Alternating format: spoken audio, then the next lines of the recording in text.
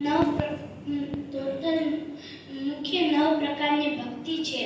શ્રવણ ભક્તિ, કીર્તન ભક્તિ, સ્મરણ ભક્તિ, પાચરણ ભક્તિ, અર્ચન ભક્તિ, વંદન ભક્તિ, રાષ્ય ભક્તિ, સખ્ય ભક્તિ, આત્મનિવેદન. ધન્યવાદ. 9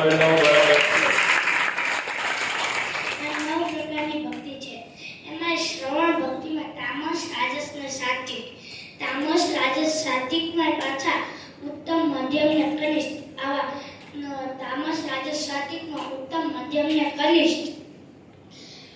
ઉત્તમ તામસ એટલે બીજા કોઈ ભક્તિ કરતા હોય તેને પાછળ રાખી દેવાના આશયથી ભક્તિ કરવામાં આવે તેને ઉત્તમ તામસ કહેવાય. અરે તારી ભલી આ તો વ્યાખ્યા થઈ. પછી મધ્યમ તામસ એટલે ખરેખર જેટલી ભક્તિ થતી હોય તેનાથી વધુ દંભે કરીને બતાડવામાં આવે તેને મધ્યમ તામસ કહેવાય. ધન્યવાદ. અને કનિષ્ઠ તામસ એટલે બીજાને બગાડવા કે બીજાને મારી નાખવાના એવા ભૂંડા આશયથી ભક્તિ કરવામાં આવે તેને કનિષ્ઠ તામસ કહેવાય.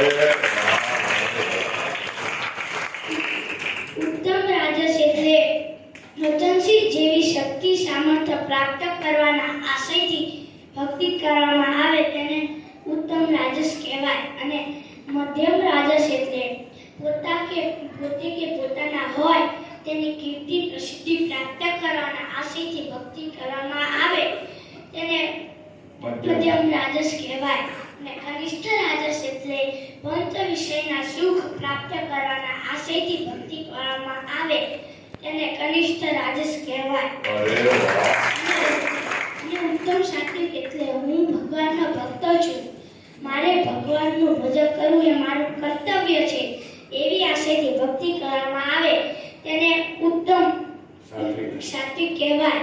અને મધ્યમ સાત્વિક એટલે ભગવાનને ભક્તિ ગમે છે, ભગવાનને ભક્તિ કરીને અર્પણ કરું એવી આશયથી ભક્તિ કરવામાં આવે તેને મધ્યમ સાત્વિક કહેવાય.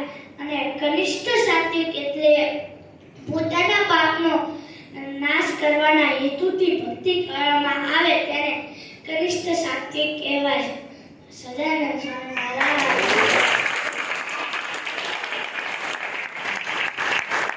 બેટા ધન્યવાદ. બેટા ધન્યવાદ.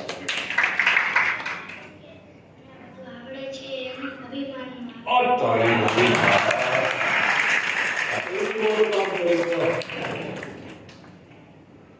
આવડવું, શીખવું, બોલવું એ તો બધું કળા હતી. એક મેધા શક્તિ, યાદ શક્તિનું કામ હતું. પણ આજે પાછળથી માગ્યું ને નરેન્દ્રભાઈ, એ તો બધા કરતા ઉત્તમ છે.